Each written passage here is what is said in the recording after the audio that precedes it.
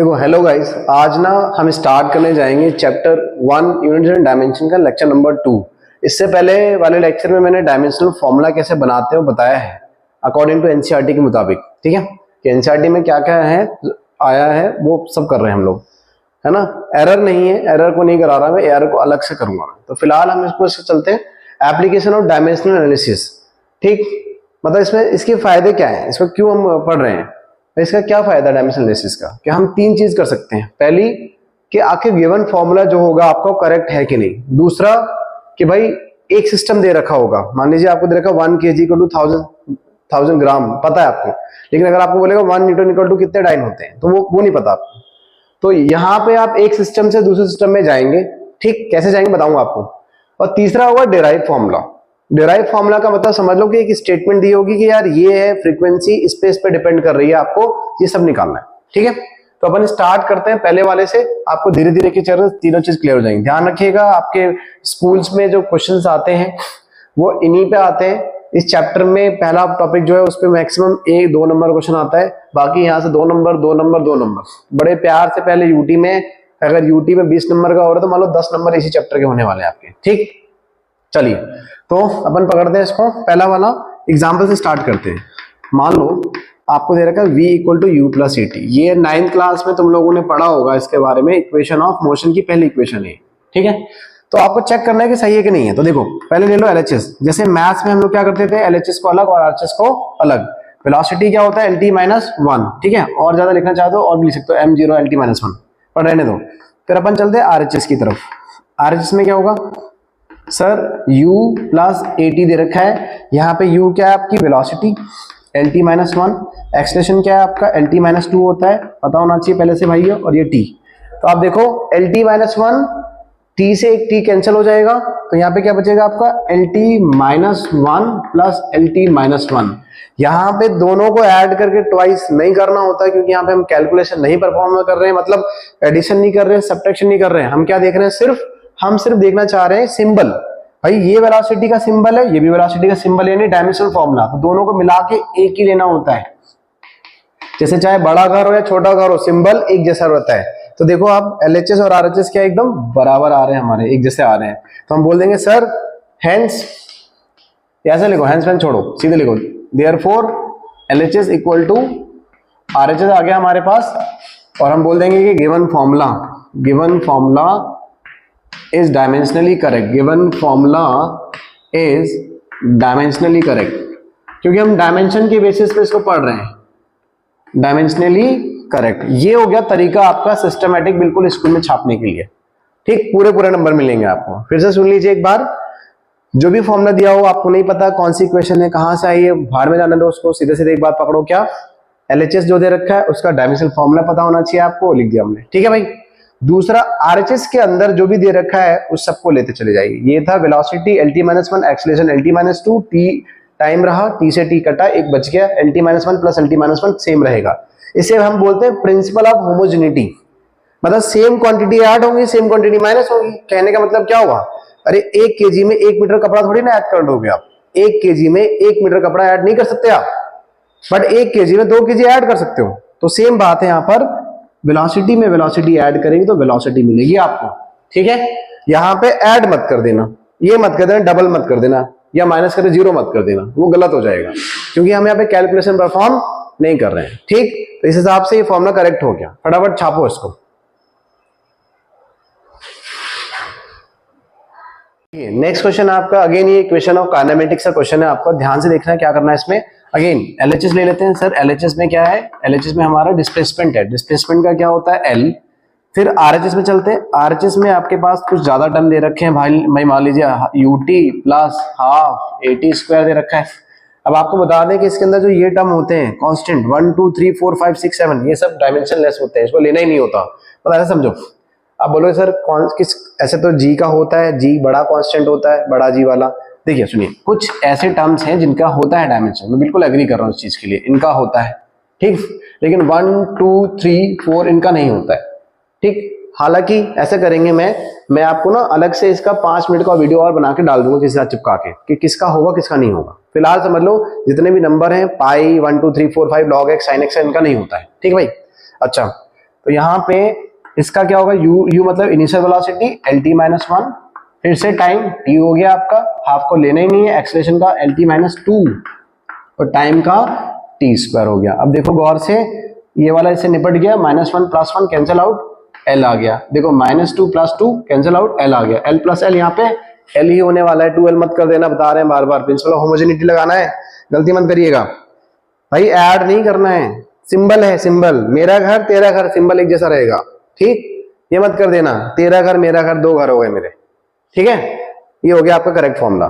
तो देयरफॉर सीधी सीधी लाइन लिख दो क्या सर, LHS अगेन RHS के बराबर हो गया है इस तरीके से, और लिख देना एक लाइन क्या, given formula is dimensionally correct, given formula is dimensionally correct. देखो ये चीज मैं बता रहा हूँ स्कूल के हिसाब से कि भाई पूरा पूरा लिखिएगा, मैडम खुश हो जाएंगी, या सर जो भी है ना, डायमेंशनली करेक्ट हो गया हमारा। और अगर आपका वैसा कुछ आता है, एंट्रेंस वगैरह की बात चले, तो फिर तो वहां पे ऑटोमेटिक यही कैलकुलेट हो जाता है ओरली। कैसे, मैं अगर एंट्रेंस की बात करूंगा तो क्या बोलूंगा उसको मैं, सर डिस्प्लेसमेंट L होता है, सीधे सीधे यही कैलकुलेट कर लूंगा।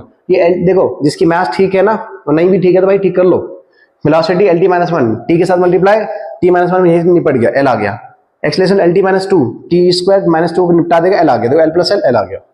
तो एंट्रेंस में आपको ऐसे दिमाग लगाना, ये नहीं कि बच्चों की तरह लगे पड़े हैं भाई, वहां पे टाइम बहुत कम मिलता है।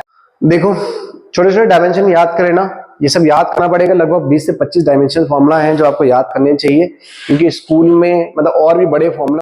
देखिए अगला क्वेश्चन ले लेते हैं जरा, क्योंकि इतने जल्दी समझ नहीं आएगा आपको, स्कूल के हिसाब से ये क्वेश्चन आ सकते हैं पेपर में। देखिए LHS में फाइनल वेलोसिटी, इनिशियल वेलोसिटी, तो फाइनल वेलोसिटी के लिए क्या करेंगे आप, देखिए यहाँ पे लिखेंगे sir lt minus 1, velocity final हो चाहे इनिशियल हो, फॉर्मूला बिल्कुल सेम रहने वाला है, उसमें कोई बदलाव नहीं होगा, ठीक है। यहाँ पे लिखेंगे आप L square t minus 2, L square t minus 2, दोनों में से मैंने हमेशा बोला किसी एक को उठाना होता है, दोनों को नहीं उठाना होता है, तो ये हो गया ऐसे, ठीक। अच्छा RHS में देख लेते हैं, RHS में क्या है, RHS में देखो आपका 2as है, मैंने आपको थोड़ी देर पहले बताया था इसको नहीं लेने का, ठीक। तो यहाँ पे एक्सेलरेशन का क्या होगा, एक्सेलरेशन होता है lt माइनस 2, और बेटा जी ये भी डिस्प्लेसमेंट है तो इसका l हो गया, तो आंसर आ गया L स्क्वायर t माइनस 2। अब देखो दोनों करेक्ट है, अब आप खुद लिख लेना नीचे कि LHS RHS के बराबर है और ये डायमेंशनली करेक्ट है। अगला क्वेश्चन लेते हैं, इसे छापते रहिएगा तब तक। देखिए अगला क्वेश्चन क्या है, मान लीजिए एग्जाम्पल नंबर 4, एग्जाम्पल नंबर 4 क्या ले रहे हैं हम लोग, मान लीजिए अब कुछ नया लेते हैं, नहीं चलो ऐसे ले लेते हैं, work done equal to half mv square minus half mu square, ठीक है। ये इसे बोलते हैं वर्क एनर्जी थ्योरम, वर्क करने से काइनेटिक एनर्जी चेंज होती है, मतलब किसी बॉडी को अगर आप लात मार रहे हैं, फोर्स लगाया, डिस्प्लेसमेंट हो गया, डिस्प्लेसमेंट की वजह से वर्क डन हो गया, वर्क डन की वजह से उसके अंदर वेलोसिटी चेंज हो गई है, हाँ, तो उसे बोलते हैं work energy theorem, chapter number 5 में आएगा ये। फिलहाल आपको सिर्फ डायमेंशनली करेक्ट करके चेक करना है, ठीक है। तो ये हो गया हो, तो देखो आगे बढ़ते हैं इस तरफ।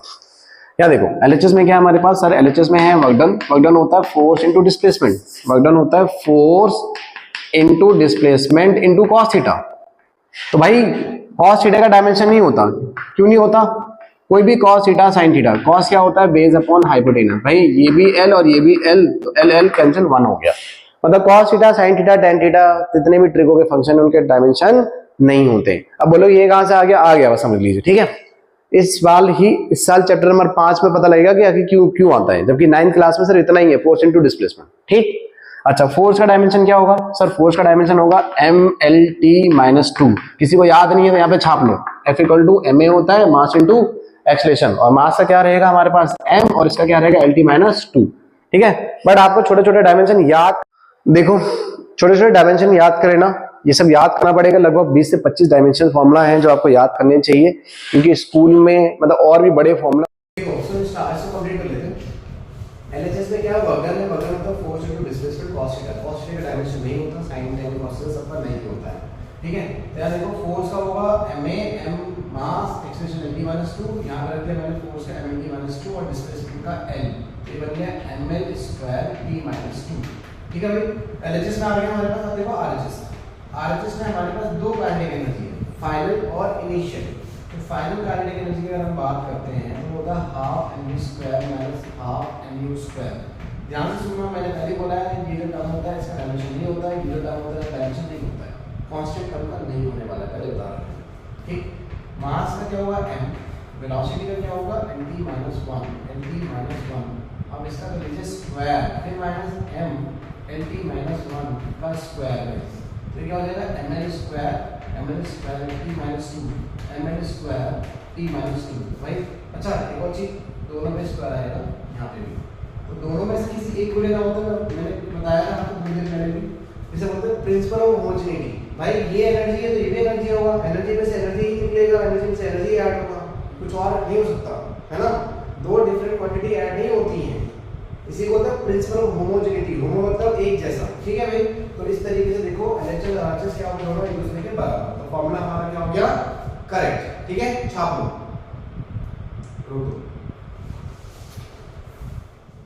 देखिए। अच्छा अगला क्वेश्चन लेते हैं। पिछले 3 क्वेश्चन जो थे आपके वो 100% सीबीएसई के लिए प्योरली बने हुए थे। आगे जो क्वेश्चन ले रहा हूँ सीबीएसई में भी आए हुए हैं और ये क्वेश्चन मेडिकल में भी आए हैं, ठीक है, मेडिकल एग्जाम में भी आए। तो इंपॉर्टेंट है, अभी थोड़ा सा हटके कुछ नया सीखने वाले हैं उसी चीज के अंदर, ठीक है, उसी के अंदर। देखिए इक्वेशन चाहे कुछ भी दी हो, आपको ना ऑलरेडी सारे पैरामीटर के बारे में लिखा होगा, सर ये क्या है, ये क्या है, ये क्या है, और फिर बोलेगा find the dimensional formula for a and b. ये डीएफ है, जीएफ मत समझना, ठीक है, गलत गलत पकड़ लीजिएगा, ठीक। ये क्या हमारा डायमेंशनल फार्मूला, ठीक है भाई, समझदार तो। तो आगे देखिए, अब इसमें ये इक्वेशन कौन सी कहाँ से, इसको मतलब है ही नहीं हमको, हालांकि ये बनी है गैस इक्वेशन से, Pv = nRT। हर चीज इक्वेशन होती है, बिना फिजिक्स में बिना इक्वेशन के कोई कैलकुलेशन नहीं होने वाली। गैस इक्वेशन होती है ना, पैराबोला की होती है, हाइपरबोला की होती है, इक्वेशन होती है, सर्कल की होती है, इवन हमारी भी इक्वेशन होती है, राइट। हम हर चीज कैलकुलेशन इक्वेशन होती है, बिना इक्वेशन के सॉल्व होगा ही नहीं। फिर इसी को चेंज करके बनाया गया, इसे बोलते हैं एक तरीके से, मैं नाम दूंगा वैन वाल इक्वेशन, वैन वाल इक्वेशन, ठीक है, भयानक से नाम जो छोड़ देते हैं।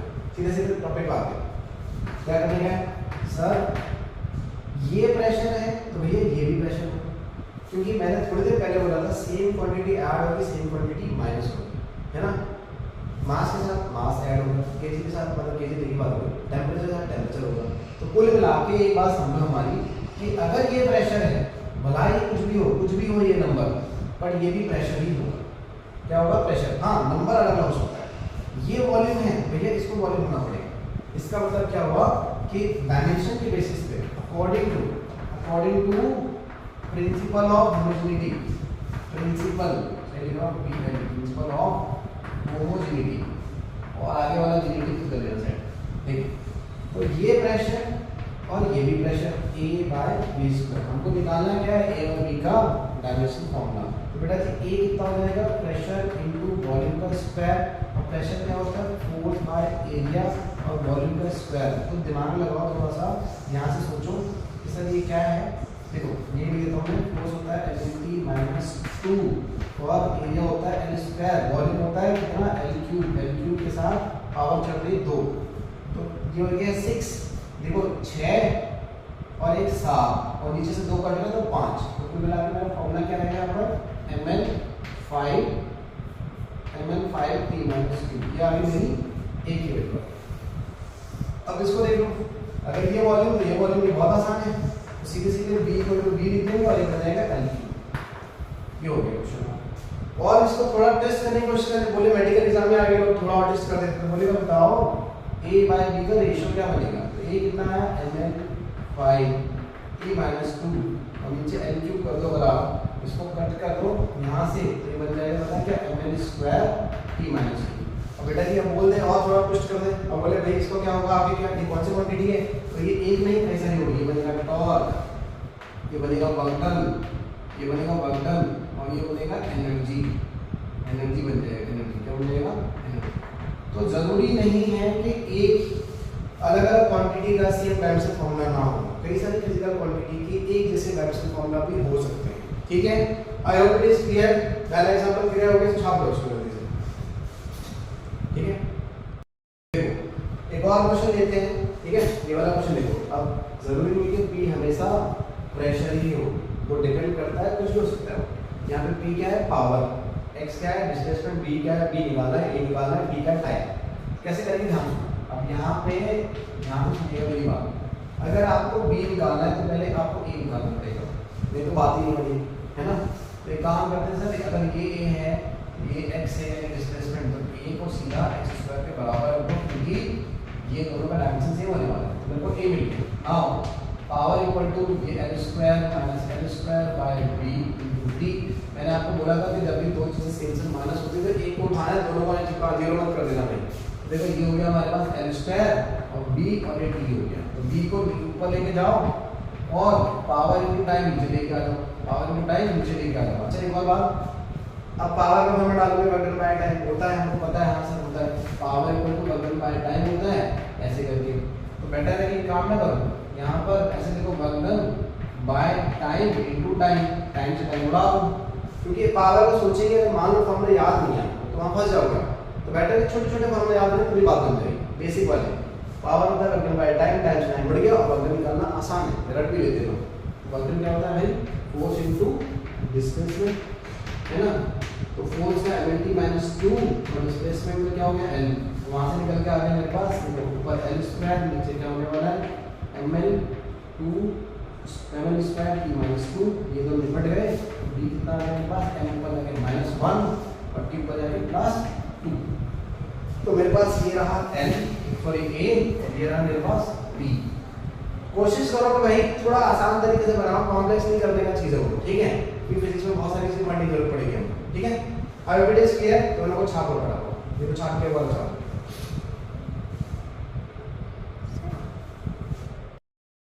देखिए अब होमवर्क क्या है, मतलब ये होमवर्क और ये करेगा, मैं थोड़ा हिंदी से लगा इसलिए थोड़ा हिंदी में कोशिश कर रहा हूँ। तो चलो देखो घर के लिए क्या मिलेगा आपको, देखो ध्यान से।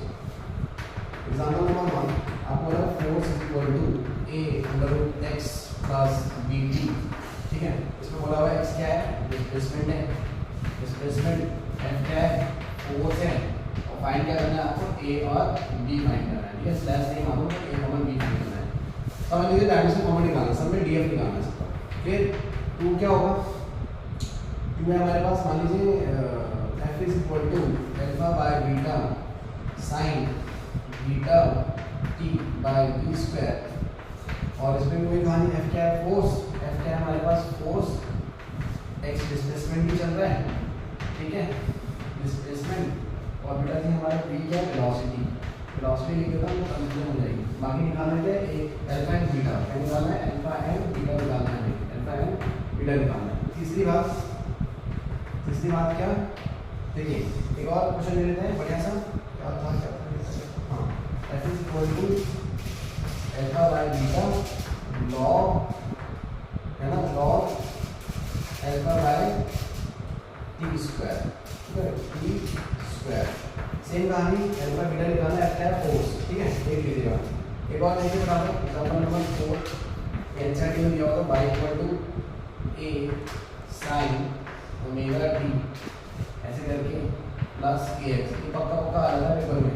y क्या है इसमें, डिस्प्लेसमेंट, डिस्प्लेसमेंट है, और ये क्या है इसमें, मैक्सिमम डिस्प्लेसमेंट है, ये क्या है इसमें, मैक्सिमम डिस्प्लेसमेंट है, मैक्सिमम डिस्प्लेसमेंट है। बाकी टी टाइम है, ओमेगा और के निकालना है, तो बोला है find DF of omega and के, ठीक है। ध्यान रखिएगा ये क्वेश्चन अच्छे लेवल के क्वेश्चन है भाई, हमने पीछे जो पढ़ाए वो भी बढ़िया क्वेश्चन थे, तो स्कूल लेवल के लिए बहुत बढ़िया थे वो।